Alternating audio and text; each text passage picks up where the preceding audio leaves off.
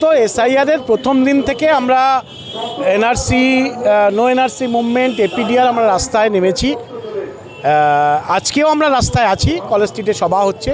আমরা প্রথম থেকেই বলেছিলাম এসআইআরটা এই যে প্রক্রিয়া, এইটা নাগরিকত্ব দেওয়ার জন্য নয়, নাগরিকত্ব কাড়ার জন্য।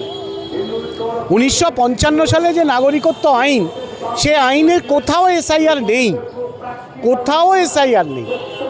এবং এই নানান সংশোধনীর মধ্যে দিয়ে আসলে দেশের নাগরিক যারা শ্রমজীবী মানুষ, যারা উদয়স্ত পরিশ্রম করেন, ফসল ফলান,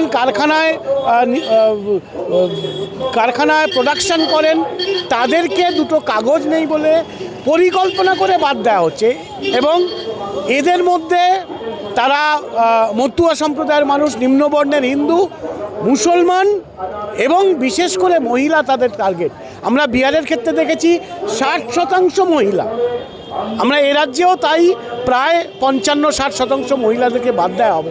আসলে এটা একেবারে পরিকল্পনা করেই আরএসএসের যে গোপন এজেন্ডা, সেই এজেন্ডা অনুযায়ী এটা হচ্ছে। এর মধ্যে দিয়ে হিন্দু রাষ্ট্র দিকে এক ধাপ এগিয়ে যাবে। আর দুই, কর্পোরেট যারা ভারতবর্ষের জল জঙ্গল জমিগুলোকে কিনে নিচ্ছে, লুট করে নিচ্ছে প্রায় জলের দরে, তাদের সস্তা শ্রমের জন্যে মজুদ তৈরি করা, এটাই হলো এসআইআরের উদ্দেশ্য।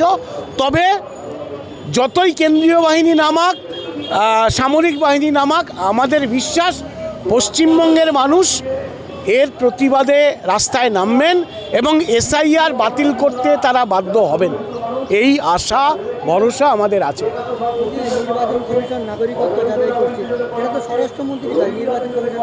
হ্যাঁ, নির্বাচন কমিশন যেখানে আটকে গেছে, তারপরে কোর্টের হাতে ঠেলে দিয়েছে, কোর্টের হাতে সমর্পণ করে দিয়েছে। আসলে সবটাই একটা পূর্ব পরিকল্পনার অংশ, সবটাই আরএসএস বিজেপির একটা পরিকল্পনার অংশ।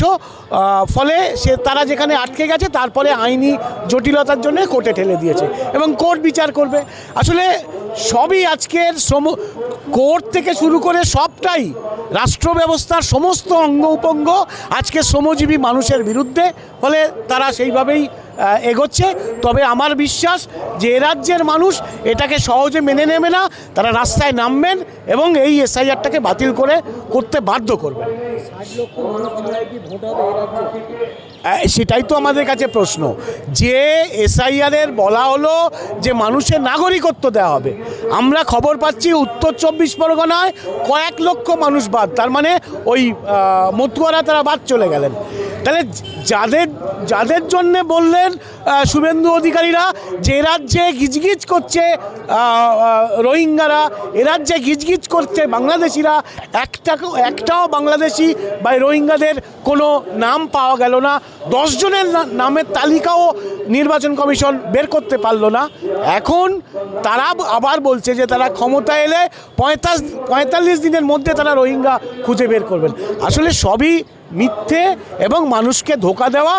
শ্রমজীবী মানুষ এটাকে রুখবেন, এই আশা ভরসা আমাদের আছে।